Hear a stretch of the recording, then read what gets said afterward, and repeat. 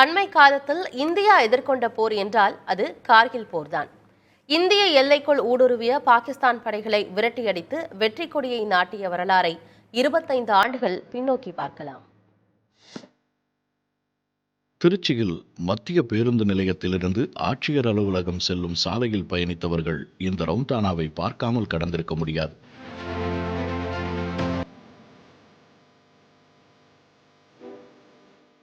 நிச்சயமாக இது ரவுண்டானா இல்லை, கார்கில் போரில் இந்தியா பெற்ற வெற்றியின் பெருமை கூறும் சின்னம். இதில் உருவப்படமாக உறைந்திருப்பது மேஜர் சரவணன்.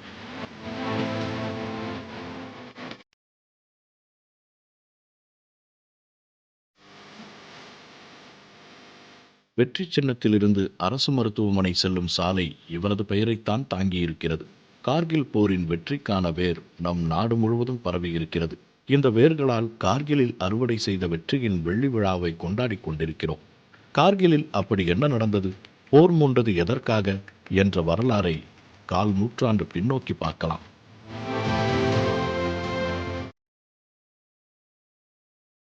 இந்தியா பாகிஸ்தானின் எல்லை கட்டுப்பாட்டு கோடு கார்கில் மாவட்டத்தின் வழியே செல்கிறது.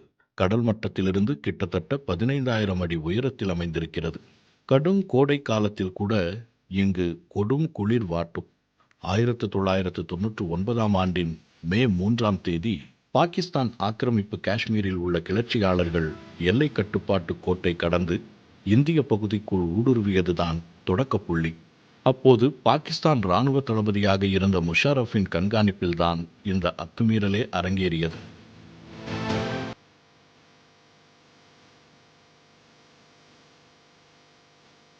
கிளர்ச்சியாளர்களுடன் கரம் கோர்த்து பாகிஸ்தான் இராணுவமும் எல்லை தாண்டியது. உயரமான இடங்களை அடைந்த இந்த கூட்டுப்படை மே 5ஆம் தேதி இந்திய படையின் மீது தாக்குதலை தொடங்கியது.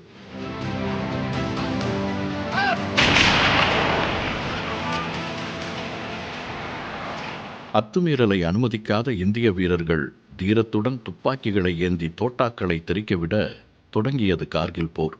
எங்களது கார்கிலை இந்தியா ஆக்கிரமித்திருக்கிறது என்று அபாண்டமாக பொய்யுரைத்தது பாகிஸ்தான். கார்கில் எங்கள் சொந்த மண் என விடாப்பிடியாக இருந்தது இந்தியா.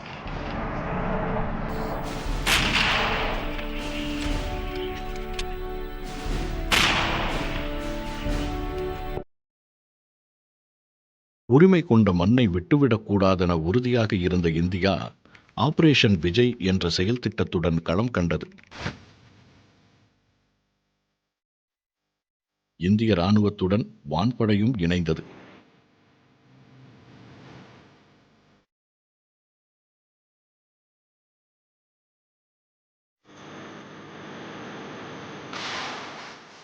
மே மாதம் மூண்ட போர் இரவு பகலாக தொடர்ந்தது.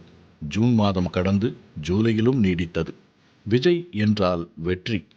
நிச்சய வெற்றிக்காக ஆபரேஷன் விஜய் செயல் திட்டத்துடன் சூளுரைத்தது போலவே வெற்றியை வசப்படுத்தியது இந்திய படை. பாகிஸ்தான் ஆக்கிரமிக்க முனைந்த கார்கில் மண்ணில் மூவர்ண கொடியை பறக்கவிட்டனர் இந்திய வீரர்கள். வெற்றி கொடி பட்டொளி வீசி பறந்தது ஜூலை 26இல். இன்று கார்கில் வெற்றியின் வெள்ளி விழா. பெருமையுடனும் இருமாப்புடனும் நாம் கொண்டாடும் இந்த சரித்திர வெற்றி எளிதில் கிடைத்துவிடவில்லை. இதற்காக 527 வீரர்களின் வீர மரணத்தை விலையாக கொடுத்திருக்கிறோம். 1300க்கும் அதிகமான வீரர்கள் விழுப்புண்களை பரிசாக பெற்றனர். நான் அந்த கார்கில் வரல அட்டன் பண்ணும்போது ஒருத்தரை நான் சந்தித்தேன். 18 பிரிகேடியர்ஸ். அவருக்கு பார்த்தீங்கன்னா 13 ரவுண்டு வயிற்றில் அடிபட்டுச்சு. அப்போ ஹாஸ்பிட்டல் வரும்போது நாங்கள் போய் அவரை பேசணும். பார்க்கும்போது அவருக்கு உள்ள ஒரு ஜல்லடை மாதிரி வச்சு அவரை தைச்சி அந்த ஒரு 13 குண்டு அடிபட்டு கூட அவர் உயிரோட இருக்குமோ அதெல்லாம் ஒரு கிஃப்ட்டு. எத்தனையோ பேர் கை கால் இல்லை என்னென்னமோ இருக்காங்க, அவங்களெல்லாம் நாங்கள் சந்திச்சிருக்கோம். கார்கில் வெற்றிக்காக இந்திய இராணுவத்தின் ஒவ்வொரு குழுவும் தங்கள் தீரத்தை வெளிப்படுத்தியது. இதற்கு ஓர் உதாரணம்தான் திருச்சியைச் சேர்ந்த மேஜர் சரவணன் தலைமையிலான படை. மே 29இல் பத்தாலிக் பகுதியில் ராக்கெட் லான்ச்சர்களால் எதிரிகளின் தாக்குதலை முறியடித்தார் மேஜர் சரவணன். இவர் தலைமையேற்ற படை அடுத்தடுத்து எதிரிகளை வீழ்த்தி கார்கில் நோக்கி முன்னேறியது.